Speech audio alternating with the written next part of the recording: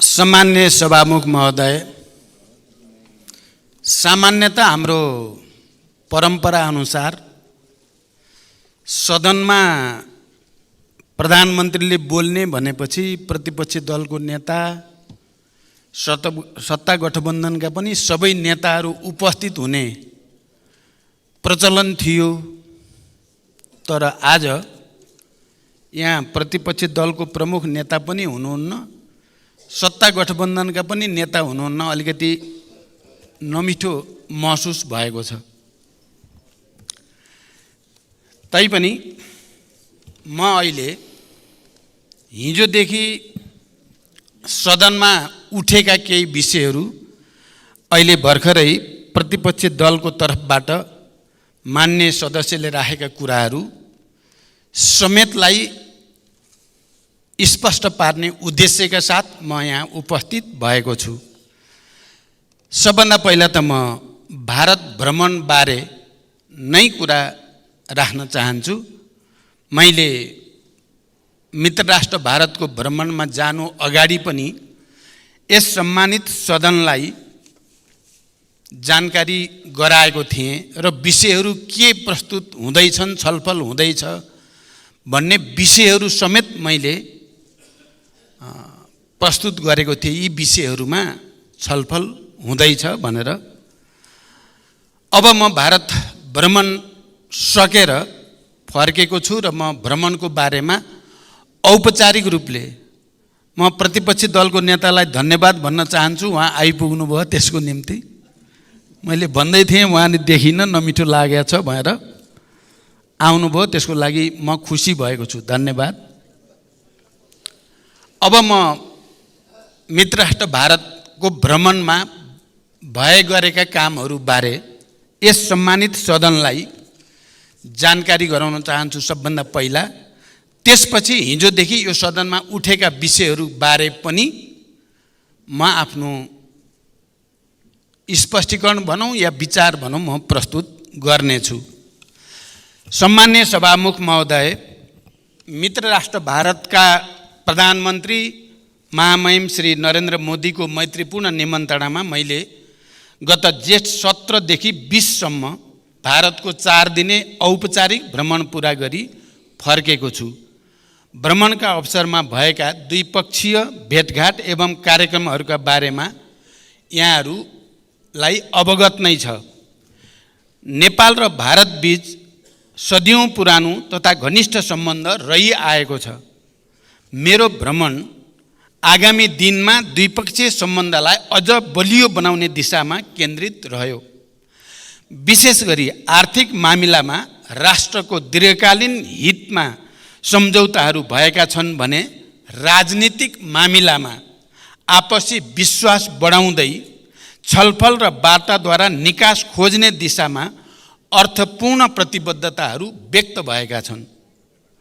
यस सन्दर्भमा भारतीय प्रधानमन्त्री श्री नरेन्द्र मोदीसँग नयाँ दिल्ली स्थित हैदराबाद हाउसमा भएको द्विपक्षीय भेटवार्ता स्वभावैले सबैभन्दा महत्त्वपूर्ण हुन्थ्यो र भयो पनि।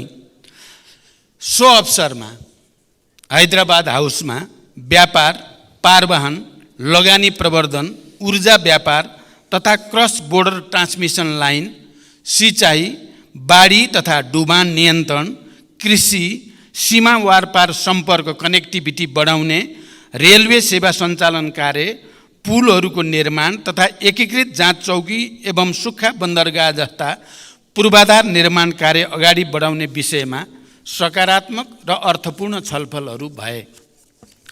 हवाई सेवालाई थप सुरक्षित बनाउन नेपालले अर्को हवाई प्रवेश मार्ग र गौतम बुद्ध अन्तर्राष्ट्रिय विमानस्थल सञ्चालनका लागि इन्स्ट्रुमेन्टल ल्यान्डिङ सिस्टम ILS सञ्चालन गर्ने प्रक्रिया सम्बन्धमा भारतीय पक्षको समझदारीका बारेमा सकारात्मक कुरा भए।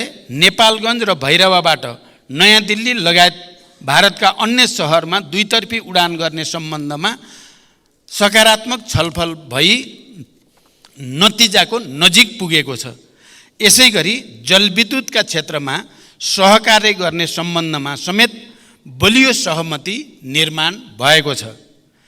विभिन्न जलविद्युत आयोजनामा लगानी भित्र्याउने, द्विपक्षीय ऊर्जा व्यापारका लागि ट्रान्समिसन लाइन लगायतका संरचनाको निर्माण गर्ने तथा नेपालबाट भारततर्फ ऊर्जाको दीर्घकालीन व्यापारका लागि वैधानिक आधार सुनिश्चित गर्ने विषयमा भ्रमणमा महत्त्वपूर्ण सहमति भएका छन्।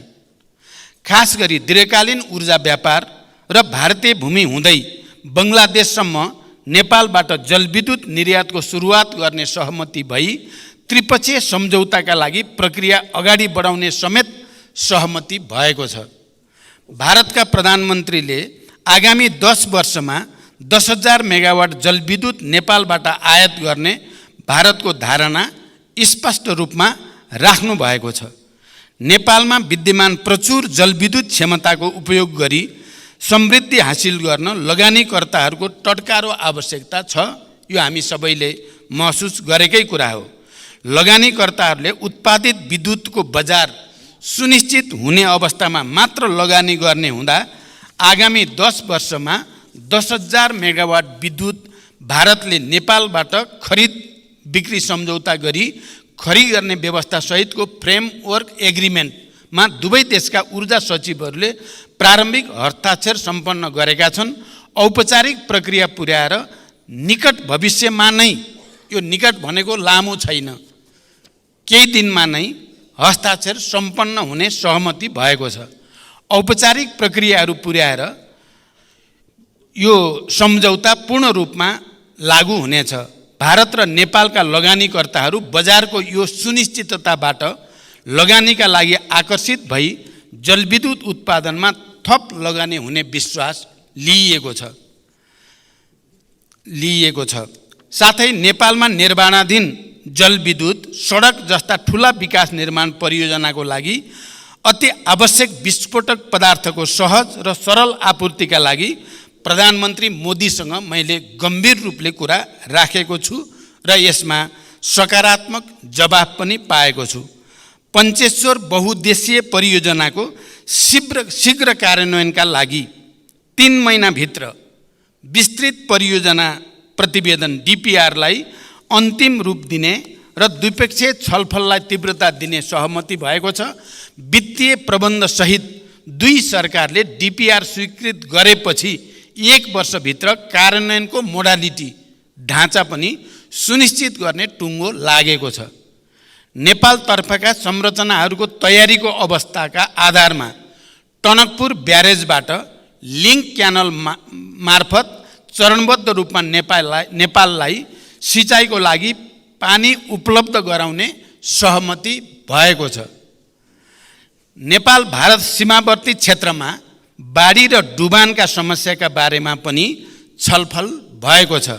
मनसुन सुरु हुनु अघि नै बाढी र डुबान नियन्त्रण कार्यलाई प्रभावकारी बनाउन आवश्यक कदम चाल्नका लागि विद्यमान द्विपक्षीय संयन्त्रहरूलाई तत्काल सक्रिय बनाउन सम्बन्धित अधिकारीलाई प्रधानमन्त्री मोदीजी र मैले निर्देशन दिइसकेका छौँ।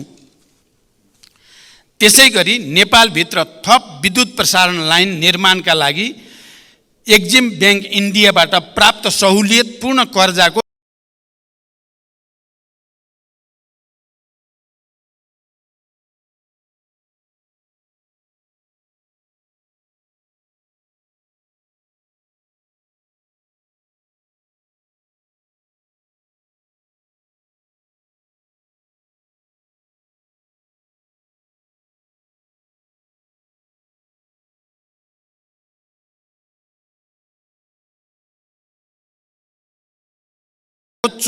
महाकाली नदीमाथि शीर्ष परशुराम धाम, पूर्णागिरी माई तथा झुलाघाटमा भारत सरकारको अनुदान सहयोगमा पक्की पुल निर्माण गर्ने सहमति भएको छ।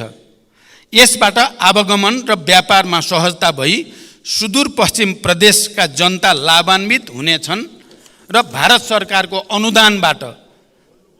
अनुदान सहयोगबाट रामायण सर्किट अन्तर्गतका परियोजना, Girijaprasad Koirala institute of health science र सुदूरपश्चिममा Nepal institute of technology, Kailali र चितवनमा अन्तर्राष्ट्रिय स्तरको क्रिकेट मैदानको निर्माण कार्य अगाडि बढाउने बारेमा पनि गम्भीर छलफल भएको छ। सम्माननीय सभामुख महोदय, कृषि क्षेत्रमा क्षमता अभिवृद्धि, अर्ग्यानिक खेती, प्राकृतिक कृषि प्रणाली, नानो फर्टिलाइजर जस्ता विषयमा आपसी सहयोग विस्तार, मलको सहज आपूर्ति, नगदे बाली र चौपाएको नस्ल सुधारका लागि सहायता लगायतका विषयमा समेत गम्भीर छलफल र सहमति भएका छन्। नेपाल र भारतीय कम्पनीको संयुक्त लगानीमा नेपालमा रासायनिक मल कारखानाको सम्भाव्यता एवं बजारको सुनिश्चितताका बारेमा पनि सकारात्मक छलफल भएका छन्। भारतीय बजारमा नेपालका कृषिजन्य उत्पादन र प्राथमिक वस्तुहरूको निर्यात सहजीकरणका लागि भारतीय प्रधानमन्त्रीसँग गम्भीर छलफल भएको छ। द्विपक्षीय व्यापारलाई थप प्रवर्धन गर्ने र नेपालले सामना गरिरहेको व्यापार घाटा न्यूनीकरणको विषयमा पनि सकारात्मक छलफलसहित द्विपक्षीय व्यापारलाई अझ सहज बनाउन नेपाल भारत वाणिज्य सन्धिको पुनरावलोकन गर्न र व्यापार सम्बन्धी अन्य विषयलाई सम्बोधन गर्न वाणिज्य सचिव स्तरीय विद्यमान द्विपक्षीय संयन्त्रलाई सक्रिय बनाएर कार्य गर्ने निर्देशन दुवै प्रधानमन्त्रीबाट दिइसकिएको छ। व्यापार सहजीकरणका लागि प्रयोगशालाहरूले जारी गर्ने प्रमाणपत्रको म्युचुअल रिकग्निसन र एक्रेडिटेसन सम्बन्धी कार्यलाई अभ्यासमा उतार्ने गरी द्विपक्षीय समझदारी पत्रलाई टुङ्गोमा पुर्याउने सहमति भएको छ। नेपाली जुटमा लगाइएको महसुल काउन्टर भेलिङ ड्युटी हटाउन समेत भारतीय प्रधानमन्त्रीसँग सकारात्मक छलफल भएको छ। भेटवार्ताका क्रममा सीमा सम्बन्धी विषयहरूमा गम्भीर रूपले छलफल भएको छ। सीमा सम्बन्धी विषयलाई स्थापित कूटनैतिक संयन्त्र मार्फत समाधान गर्न भारतका प्रधानमन्त्रीलाई मैले गम्भीर ढङ्गले आग्रह गरेको छु। यहाँहरूलाई थाहा नै छ, प्रधानमन्त्री मोदीजीले पनि संयुक्त प्रेस मिटको अवसरमा सीमा लगायतका थाती रहेका सबै समस्या समाधान गरिनेछ भन्ने कुरा स्पष्ट शब्दमा राख्नु भएको छ। लामो समयपछि भारतीय प्रधानमन्त्रीबाट सीमा सम्बन्धी विषयमा स्पष्ट विचार आएको यो पहिलो र सकारात्मक अभिव्यक्ति हो। सम्माननीय सभामुख महोदय, अब म यस सम्मानित सदनलाई मेरो भ्रमणका अवसरमा प्रधानमन्त्री मोदीजी र मैले भर्चुअल माध्यमबाट उद्घाटन र शिलान्यास गरेका परियोजनाबारे जानकारी गराउन चाहन्छु। कुर्था बिजलपुरा रेलमार्गको हस्तान्तरण भारत सरकारको अनुदान सहयोगमा निर्माण भइरहेको यस रेलमार्ग अन्तर्गत हाल जयनगर कुर्था 35 किलोमिटर खण्डमा रेल सेवा सञ्चालन भइरहेकोमा कुर्था बिजलपुरा थप 17 किलोमिटर लामो खण्ड सम्पन्न भई हस्तान्तरण भएको छ। आवश्यक तयारीपछि अहिले सञ्चालनमा रहेको कुर्थासम्मको रेल सेवा बिजलपुरासम्म विस्तार भई 52 किलोमिटर यात्रुवाहक रेल सेवा सञ्चालन हुनेछ। हाल निर्माणाधीन बिजलपुरादेखि बर्दिवाससम्मको बाँकी 18 किलोमिटर खण्ड पनि शीघ्र सम्पन्न गर्ने सहमति भएको छ। त्यसपछि नेपालको पूर्व पश्चिम राजमार्गको बर्दिवासदेखि 70 किलोमिटर दूरीमा जयनगर हुँदै भारतका विभिन्न सहरहरूमा यात्रुवाहक र मालवाहक रेल सेवा सञ्चालन हुनेछ। यसबाट नेपालको आयात निर्यातमा समय र लागत घट्नुका साथै पर्यटन क्षेत्रमा समेत ठुलो टेवा पुग्ने विश्वास लिइएको छ। भारतको जोगबनीदेखि नेपालको विराटनगर कस्टम यार्डसम्म कार्गो रेल सेवाको सञ्चालन भारत सरकारको अनुदान सहयोगमा निर्माणाधीन भारतको बथनादेखि नेपालको कटहरी मोरङसम्मको रेलमार्ग मध्ये बथनादेखि विराटनगर भन्सार परिसरसम्मको 8 किलोमिटर खण्ड सम्पन्न भई नेपाल सरकारलाई हस्तान्तरण भएको छ। यसबाट विराटनगरको व्यापार व्यवसायलाई सहज हुनुको साथै हाल वीरगञ्जमा परेको चाप पनि कम हुन जानेछ। यो सेवा सञ्चालनपछि नेपाल भारत बीच माल वस्तु निकासी पैठारीमा सहजता आउनुको साथै एक अर्को देशको निर्धारित स्थानमा सोझै ढुवानी गर्न मिल्ने र भन्सार बिन्दुमा समेत झन्झटिलो प्रक्रिया नहुने हुँदा समय र लागत दुवैमा बचत हुने पक्का भएको छ। एकीकृत जाँच चौकीको शिलान्यास एवं उद्घाटन भारत सरकारको आर्थिक तथा प्राविधिक सहयोगमा निर्माण गरिएको नेपालगञ्ज रूपेडिया स्थित एकीकृत जाँच चौकीको हामीले संयुक्त रूपमा उद्घाटन गर्यौं। त्यसैगरी भारत सरकारकै आर्थिक तथा प्राविधिक सहयोगमा निर्माण हुने भैरवा सुनौली एकीकृत जाँच चौकीको पनि शिलान्यास गरिएको छ। यस किसिमका एकीकृत जाँच चौकीको निर्माण अत्याधुनिक क्वारेन्टाइन सेवाहरू विस्तार हुने भएबाट व्यापार सहजीकरण र अनाधिकृत व्यापार नियन्त्रणमा सहज हुने एवं गुणस्तरीय वस्तुको आयात सुनिश्चित हुने विश्वास गर्न सकिन्छ। मोतिहारी अम्लेखगञ्ज पेट्रोलियम पाइपलाइनको दोस्रो चरणको निर्माण कार्यको शिलान्यास। पहिलो चरणमा भारतको मोतिहारीदेखि बाराको अम्लेखगञ्जसम्म पेट्रोलियम पाइपलाइनको निर्माण सम्पन्न भई दोस्रो चरणमा उक्त पाइपलाइनको चितवनको लोथरसम्म विस्तार गरी ग्रिनफिल्ड टर्मिनल निर्माण गर्ने पूर्व योजना अनुरूप नै दोस्रो चरणको शिलान्यास भएको छ। यसबारेमा पेट्रोलियम पूर्वाधार निर्माण सम्बन्धी समझदारी पत्र समेत हस्ताक्षर भएको छ। बुटोल गोरखपुर 400 केबी अन्तर्देशीय प्रसारण लाइनको शिलान्यास भएको छ। बुटोल गोरखपुर 400 केबी प्रसारण लाइनको निर्माण नेपाल विद्युत प्राधिकरण र भारतको power grid corporation of India limited PGCIL को 50% सेयर रहने गरी संयुक्त उपक्रम कम्पनी मार्फत अघि बढाउने सहमति यसअघि नै नेपाल र भारतका सचिव स्तरीय बैठकमा भएको हो। सो अनुरूप उक्त संयुक्त उपक्रम कम्पनी समेत गठन भई निर्माण कार्यको लागि बोलपत्र आह्वान भई मूल्याङ्कनको प्रक्रियामा रहेको छ। यस आयोजनाको निर्माण कार्यको शिलान्यास कार्यक्रम पनि सम्पन्न भएको छ। सम्माननीय सभामुख महोदय, भ्रमणका अवसरमा 7 वटा दस्तावेजहरूमा हस्ताक्षर र दस्तावेजको आदान प्रदान पनि भएको छ। नेपाल भारत पारवाहन सन्धि नेपाल जस्तो भूपरिवेष्टित मुलुकका लागि भारत हुँदै तेस्रो मुलुकसँग व्यापार गर्न पारवाहन सन्धि महत्त्वपूर्ण हुन्छ भन्ने हामी सबैले महसुस गरेको बुझेकै कुरा हो। गत 5 जनवरी 1999 मा संशोधन गरिएको नेपाल भारत पारवाहन सन्धि तथा त्यसको प्रोटोकल र मेमोरेन्डम 6 जनवरी 1979 देखि कार्यान्वयनमा रहेको थियो। उक्त सन्धिमा भएका प्रावधानका अतिरिक्त पारवाहनका क्षेत्रमा देखा परेका अप्ठ्यारा समाधान गर्न विगतमा विभिन्न लेटर अफ एक्सचेन्ज मार्फत समझदारी गरिएका थिए। ती छरिएर रहेका प्रावधानहरूलाई एकीकृत गरेर सन्धिमा नै समावेश गरिएको छ। साथै संशोधित सन्धिमा केही दूरगामी महत्त्वका नयाँ प्रावधानहरू समेत समावेश गरिएका छन्। जसअनुसार वीरगञ्जका अलावा भैरवा र विराटनगर तथा भविष्यमा विकास हुने अन्य नाकाहरू समेतबाट सिमेन्ट, कोइला, क्लिङ्कर लगायतका बल्क कार्गो ढुवानी हुने प्रावधान समावेश गरिएको छ।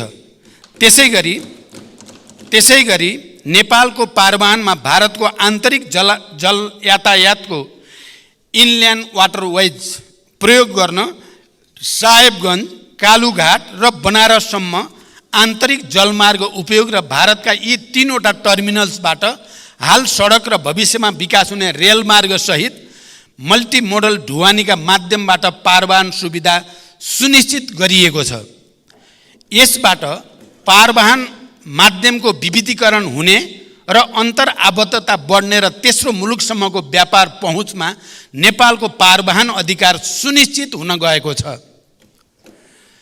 पेट्रोलियम पूर्वाधार निर्माण सम्बन्धी समझदारी पत्र भारतीय आर्थिक तथा प्राविधिक सहयोगमा बाराको अम्लेखगञ्जदेखि चितवनको लोथरसम्म र भारतको सिलगुडीदेखि झापाको चारालीसम्म पेट्रोलियम पाइपलाइन विस्तार गर्ने साथै लोथर र चारालीमा ग्रिनफिल्ड टर्मिनल निर्माणमा 50% खर्च बेहोर्ने गरी एक समझदारी पत्रमा पनि हस्ताक्षर भएको छ। अन्तर्देशीय पाइपलाइनको विस्तार र भण्डारको विकासबाट लागत प्रभावकारिता, ढुवानी, भण्डारण एवं ऊर्जा सुरक्षाको हिसाबले समेत यो निकै नै महत्त्वपूर्ण रहेको छ। विद्युतीय ऊर्जाको विकास र खपत बढाउने सरकारको प्रमुख प्राथमिकता रहे तापनि आगामी केही वर्ष पेट्रोलियम खपत निरन्तर रहने र विश्व अनुभवले समेत शून्य पेट्रोलियम खपत हुने नदेखिएको परिप्रेक्ष्यमा अन्तर्देशीय पाइपलाइन हाम्रो लागि नै बढी आवश्यक रहेको छ। दोधारा चाँदेनी एकीकृत जाँच चौकी तथा सुक्खा बन्दरगाहको निर्माण सम्बन्धको समझदारी पत्र भारत सरकारको आर्थिक तथा प्राविधिक सहयोगमा 3 वर्षभित्र निर्माण सम्पन्न हुने गरी समझदारी पत्रमा हस्ताक्षर भएको छ।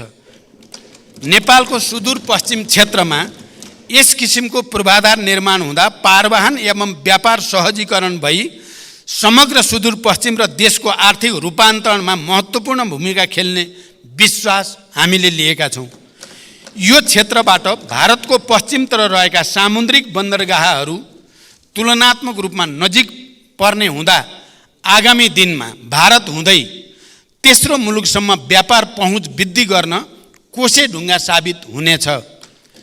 यसको निर्माणबाट हाल विकास भइरहेका औद्योगिक पूर्वाधार र आगामी दिनमा विकास हुने विशेष आर्थिक क्षेत्रको विस्तारमा सरकारी तथा निजी लगानी बढ्न जाने, रोजगारी सृजना हुने र तुलनात्मक लाभ भएका जडीबुटी जन्य वस्तुको प्रशोधन र निर्यात प्रवर्धनमा पनि ठोस टेवा पुग्ने विश्वास लिइएको छ। फुकोट कर्णाली 480 मेगावाट जलविद्युत परियोजना सम्बन्धी समझदारी पत्र विदेशी लगानीकर्तासँग स्वदेशी लगानीकर्ताले संयुक्त उपक्रम कम्पनी खडा गरेर विद्युत उत्पादनको लागि आवश्यक अनुमति पत्र लिएर आयोजना, अध्ययन तथा निर्माण गर्न पाउने विद्यमान कानुनी व्यवस्था अन्तर्गत भारतको national hydro power corporation NHPC र नेपालको विद्युत उत्पादन कम्पनी लिमिटेड बीच संयुक्त उपक्रम कम्पनी खडा गरी 480 मेगावाटको फुकोट कर्णाली जलविद्युत आयोजनाको अध्ययन तथा निर्माण गर्ने समझदारी पत्रमा हस्ताक्षर भएको छ। संयुक्त उपक्रम निर्माण भइसकेपछि, जोइन्ट भेन्चर भइसकेपछि आयोजनाको थप अध्ययनको लागि अनुमति पत्र लिई अध्ययन गर्ने, नेपाल सरकारसँग आयोजना विकास सम्झौता गर्ने लगायतका कार्यहरू सम्पन्न भइसकेपछि त्यसको निर्माण कार्य प्रारम्भ हुनेछ।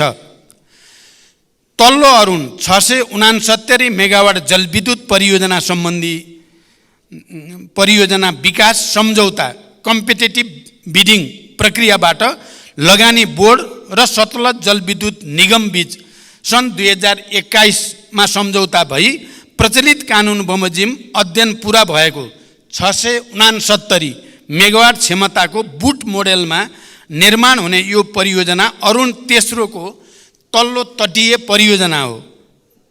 यसबाट उत्पादित 21% विद्युत नेपाललाई निःशुल्क प्राप्त हुनेछ। नेपालको नेसनल क्लियरिङ हाउस लिमिटेड र भारतको national payment company India limited बीच सीमापार विद्युतीय भुक्तानी सम्बन्धी समझदारी पत्र नेपाल र भारत भ्रमण गर्ने दुवै देशका पर्यटक, विद्यार्थी, उद्योगी, व्यवसायीका निम्ति यस समझदारी पत्र एक महत्त्वपूर्ण उपलब्धि हुन गएको छ। यसले क्रस बोर्डर डिजिटल पेमेन्ट प्रक्रिया मार्फत थप सरल र सहज र भरपर्दो बन्ने निश्चित भएको छ।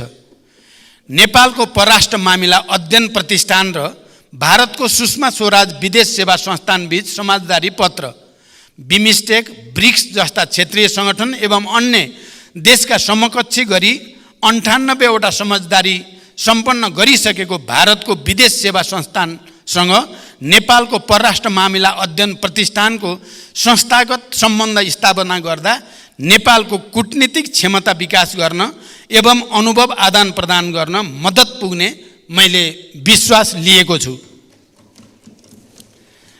नेपाल भारत व्यापार शिखर सम्मेलन भ्रमणका अवसरमा नेपाल र भारतका निजी क्षेत्रका छाता सङ्गठनहरू नेपाल उद्योग वाणिज्य महासङ्घ FNCCI र भारतीय उद्योग परिसङ्घ CII द्वारा आयोजित नेपाल इन्डिया बिजनेस समिटलाई सम्बोधन गर्दै भारतीय लगानीकर्ताहरूलाई नेपालमा लगानीका लागि आह्वान गरिएको छ।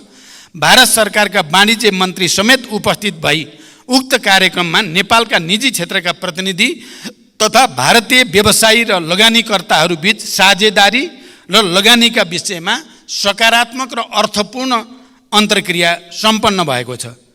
नयाँ दिल्लीको द्विपक्षीय भेटवार्ता र अन्य औपचारिक कार्यक्रमहरूको समापनपछि मैले भारतको मध्य प्रदेशको इन्दौर र सांस्कृतिक सहर उज्जैनको भ्रमण समेत गरेँ। इन्दौरमा स्वच्छ भारत अभियान अन्तर्गतको सोलिड वेस्ट म्यानेजमेन्ट परियोजना, नेपालमा सूचना प्रविधिको विकासका क्षेत्रमा सहकार्य गर्ने सम्भावनालाई मध्यनजर गर्दै इन्दौर स्थित टाटा कन्सल्टिङ सर्भिस TCS को पनि अवलोकन गरियो। छोटो समयमै कम लगानीमा प्रभावकारी ढङ्गले सञ्चालित इन्दौरको सोलिड वेस्ट म्यानेजमेन्ट सम्बन्धी अनुभव हाम्रा लागि पनि निकै अनुकरणीय रहेको हाम्रो सिँगै प्रतिनिधिमण्डलले महसुस गर्यो। मैले भारतका प्रधानमन्त्री महामहिम श्री नरेन्द्र मोदीजीलाई नेपाल भ्रमणको निम्ता दिएको छु र भारतका प्रधानमन्त्रीले आफूले सन् 2014, 2018 र 2022मा नेपालको भ्रमण गरेको स्मरण गर्दै नेपालको भ्रमणलाई ठुलो महत्त्व दिएको र उपयुक्त समयमा नेपाल भ्रमण गर्ने बताउनु भएको छ। नेपाल र भारत बीच रहेको बहुआयामिक र घनिष्ठ सम्बन्धलाई समानता र आपसी लाभका आधारमा थप बलियो बनाउन यस भ्रमणले ठुलो योगदान गरेको छ। भारतका प्रधानमन्त्री श्री नरेन्द्र मोदीसँग खुलस्त रूपमा कुराकानीबाट विश्वासको नयाँ वातावरण सिर्जना भएको छ भने थातिरहेका विषयलाई सम्बोधन गर्न सकिने विश्वासको राम्रो आधार पनि तयार भएको छ। आम निर्वाचन पश्चातको पहिलो विदेश भ्रमणको रूपमा रहेको यो भारत भ्रमण मैले विगतका भ्रमणभन्दा केही फरक महसुस पनि गरेँ, परिणाममुखी पनि भयो र सबभन्दा ठुलो कुरा भारत र नेपालको बिचमा विश्वासको एउटा नयाँ वातावरण तयार भएको मैले महसुस गरेको छु। सार रूपमा यो भ्रमण परिणाममुखी भएको छ र भविष्यका लागि स्पष्ट मार्गदर्शन समेत यो भ्रमणबाट कोरिएको छ। अन्त्यमा यस औपचारिक भ्रमणको तयारीका क्रममा मलाई महत्त्वपूर्ण सुझाव प्रदान गर्नुहुने पूर्व प्रधानमन्त्रीहरू, पूर्व परराष्ट्र मन्त्रीहरू, कूटनीतिक नियोगका प्रतिनिधिहरू, मुख्य सचिव एवं परराष्ट्र मन्त्रालय र नेपाल सरकारका सबै सम्बन्ध निकायलाई हार्दिक धन्यवाद दिन चाहन्छु। मैले औपचारिक र आधिकारिक रूपमा यस सम्मानित सदनलाई भारत भ्रमणको बारेमा यति जानकारी गराइसकेपछि अब मैले धेरै भन्नुपर्छ भन्ने मलाई लागेको छैन। तैपनि अहिले प्रतिपक्ष दलको तर्फबाट मान्य सदस्यलाई र हिजो पनि उठेका कुराहरूको बारेमा मैले थोरै मात्रै स्पष्ट पार्नुपर्ने आवश्यकता महसुस गरेको छु। मुख्य कुरा सीमा सम्बन्धी विषयमा कालापानी, लिपुलेक, लिम्पियोधेरासँग सम्बन्धित विषय र सीमामा जहाँ जहाँ समस्या छन् ती सम्बन्धी विषयमा म यो सम्मानित सदनलाई पुरै गम्भीरताको साथ र जिम्मेवारीपूर्वक भन्न चाहन्छु, मैले बडो प्रष्टसँग यी समस्यालाई हामीले समाधान गर्नै पर्छ। जबसम्म सीमा सम्बन्धी यो समस्याको स्थायी र दीर्घकालीन समाधान गरिँदैन नेपाल भारत सम्बन्ध सहज हुन सक्दैन भनेर बडो प्रष्टसँग अन्य नेताहरूका अतिरिक्त भारतीय प्रधानमन्त्रीसँग समेत प्रष्टसँग राखेँ। मलाई लाग्छ यति प्रष्टसँग सिमानाको समस्या हल गर्नुपर्छ भनेर खुलस्त राखिएको मेरो बुझाइमा यो पहिलो पटक नै हो र भारतको प्रधानमन्त्रीको हैसियतले सीमा समस्या हल गरिन्छ र नेपाल भारत सम्बन्ध हिमालको उचाइमा पुर्याइन्छ भनेर प्रधानमन्त्रीबाट बोलिएको पनि यो पहिलो पटक नै हो। यसमा हामी सबै नेपालीहरू जसले स्थायी रूपमा सीमा समस्या समाधान होस् भन्ने चाहेका छौँ, हामी सबैले गर्व गर्नुपर्छ। हामी सबैले सुनेका छौँ, देखेका छौँ। मैले होइन, मैले त आन्तरिक छलफलको कुरा राखेँ, तर भारतीय प्रधानमन्त्रीले मैले बोल्नुभन्दा अगाडि नै सीमा समस्या पनि अब हल गरिन्छ, हिमालयको उचाइमा दुई देशको सम्बन्ध पुर्याइन्छ। 2014 मा यसै मञ्चबाट हाम्रो सम्मानित सदनलाई उहाँले गरेको सम्बोधन स्मरण गर्दै त्यति बेला उहाँले हिट HIT हिट भनेर भन्नुभएको थियो र अहिले उहाँले त्यसै मञ्चबाट अब चाहिँ हाम्रो हित मात्रै होइन, अब सुपर हिट हो सम्बन्ध भन्ने कुरा भनेको पनि यो पहिलो पटक हो। यसमा हामी खुसी हुने, खुसी मनाउने कि दुःख मनाउने?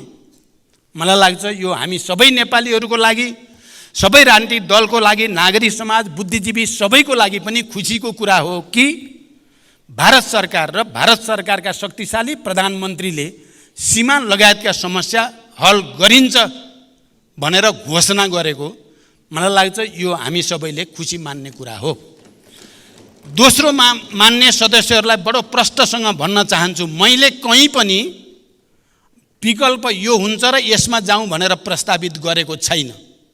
प्रष्ट होस्, प्रष्ट होस्, कहीँ कोही कन्फ्युजन नरहोस्। हामीले भनेका छौँ कालापानी, लिपुलेक, लिम्पियाधुरा नेपालको भूमि हो, नेपालको भूमि हो भन्ने कुरा स्थापित गर्ने कुरा सबभन्दा ठुलो कुरा हो भन्ने कुरामा म प्रष्ट छु र मैले त्यही अनुसार आफ्नो भूमिका खेलेको छु। मान्य सदस्यहरूले तथ्य र तर्कलाई, सहज र सिधा देखिएको कुरालाई हामी कसैले पनि घुमाउने कोसिस नगरौँ भन्ने मेरो अनुरोध छ। मैले तुलनात्मक रूपमा यो पटकको भारत भ्रमण सफल मात्रै भएन, परिणाममुखी पनि भयो।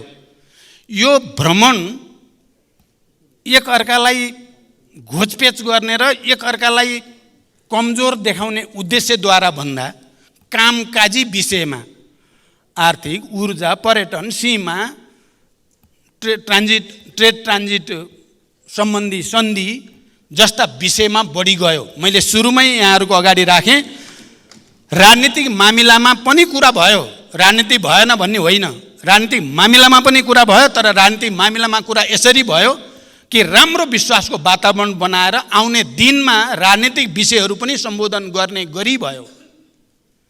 यस अर्थमा यो भ्रमण नेपालको लागि, हामी सबै नेपालीको लागि, आर्थिक क्रियाकलापलाई नयाँ गति दिनको लागि, उद्योग व्यवसायको वृद्धिका लागि, दीर्घकालीन हामीले विद्युत व्यापार सम्झौता 10,000 मेगावाट 10 वर्षमा लिने भारत सरकारको कमिटमेन्ट हामी सबैले सुन्यौँ, हामी सबैले देख्यौँ। यो सानो कुरा होइन। भारत, नेपाल र बङ्गलादेशको बीचमा त्रिपक्षीय साझेदारी गरेर नेपालको विद्युत सम्बन्धी काम अगाडि बढाउने भन्ने कुरा सामान्य कुरा होइन। मान्य सदस्यहरू, मैले ग्लोबल टेन्डरबाट कुनै एक देशको निर्माण कम्पनीले प्राप्त गरेको र त्यसबाट उत्पादित विद्युत नलिने भन्ने जस्ता कुराको बारेमा मैले द्विपक्षीय वार्ताको क्रममा पनि, तपाईहरुले सुन्नुभयो, प्रेस मिटमा पनि मैले प्रष्टसँग राखेको छु। दुधकोशी हामी सबैलाई थाहा छ, 1200 मेगावाट। त्यहाँ भारतीय कम्पनी पनि छन्, त्यहाँ चिनिया कम्पनी पनि छ। तर त्यो 1200 मेगावाटको विद्युत व्यापार सम्बन्धी भारतले सहयोग गर्नुपर्दछ भन्ने कुरामा भारतको सकारात्मक जवाफ मैले प्राप्त गरेँ। यो पनि हामी सबैको जोस दुधकोशीको मैले कुरा गरेँ, सरी दुधकोशी होइन, तामाकोशी सरी है, म त्यहाँ शब्द बिग्रियो। तामाकोशीको सन्दर्भमा त्यो कुरा गरिएको छ र भारतको त्यसमा सकारात्मक जवाफ प्राप्त भएको छ। र यस अर्थमा सिमानाको विषयमा यति गम्भीर रूपले कुरा गरिएको र एउटा सकारात्मक वातावरण सहित दुवै देशको सरकार एकै ठाउँमा उभिएर समाधान गरिन्छ भनिएको यो पहिलो चोटिमा मैले नेपालको भूमि सम्बन्धी यताउता गर्यो कि भनेर माननीयजीहरूले राखेको देख्दा म असाध्यै चिन्तित र पीडित पनि भएको छु। मलाई के लागेको थियो भने यो पटकको मेरो भ्रमण चाहिँ अब के सत्तापक्ष, के प्रतिपक्ष, के नेपाली बुद्धिजीवी, के नागरिक समाज सबैले स्वागत गर्नेछन् र मलाई बधाई दिनेछन् भन्ने सोच्दै आएको थिएँ। यहाँ त बडो विचित्रका तर्क कुतर्क हुन थाले। मैले प्रश्न पार्न चाहन्छु। ती कुरा प्रश्न राखिएको छ र नेपालको भूमि नेपालको हो भनेर स्थापित गर्ने पहिलो कुरा हो र मैले कुनै विकल्पको कुरा गरेको छैन। मान्य सदस्यलाई प्रश्न होस्, मैले बोलेका भिडियो पनि छन्, सबै त छँदैछन् प्रमाण हामीसँग। मैले बोलेको कुरा के हो भने नेपालका केही विज्ञहरू, बुद्धिजीवीहरू विभिन्न रूपमा गरेका उनीहरूका अध्ययनका आधारमा उहाँहरूले भनेका कुरा यस्ता पनि छन् मात्रै भनेको छु। मैले यो गर्नुपर्छ भनेकै छैन। मैले त नेपालको भूमि नेपालको हो भन्ने पहिला स्थापित हुनुपर्छ मात्रै भनेको छु। तर केही बुद्धिजीवीहरूले यो भनेको कुरा, बङ्गलादेश मोडेलको कुरा मेरो कुरा होइन, मैले भनेको कुरा होइन। तपाईहरुलाई पनि थाहा छ।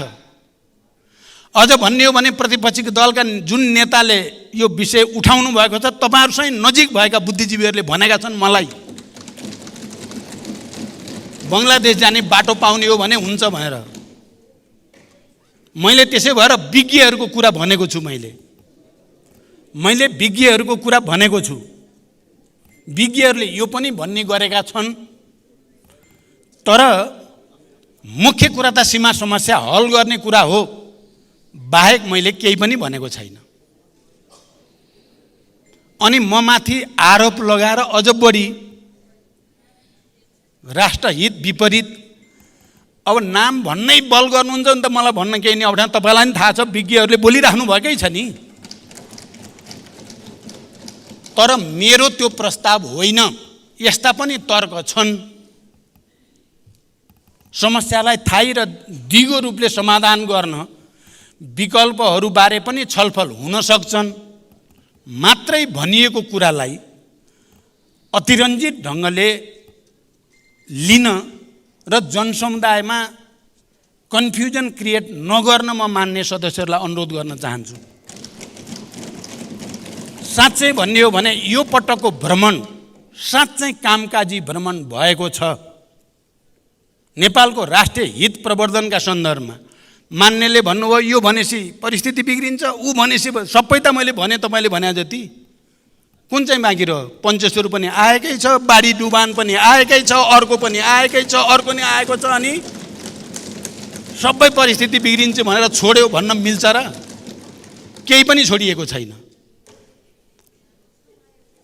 समाधान हुन खोजेको म खालि केमा मात्रै गम्भीर भएको छु।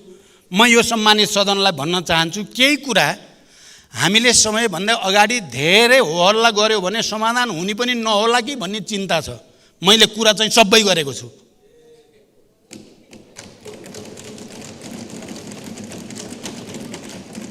मैले सबै गरेको छु। समाधान गर्ने हेतुले गरेको छु, बिगार्ने हेतुले होइन। नेपालको राष्ट्रिय हित प्रवर्धन गर्ने हेतुले भनेको छु, बिगार्ने हेतुले होइन। त्यसकारण मान्य सदस्यहरूलाई यथार्थ जे हो, तथ्य जे हो, त्यसलाई त्यही रूपमा बुझिदिन अनुरोध गर्दछु। राम्रो भएकोमा हामी सबैले राम्रो भन्ने आँट गरौँ न, त्यो पनि त ठुलो कुरा हो। राम्रो भएकोलाई पनि नराम्रै भन्न पर्ने।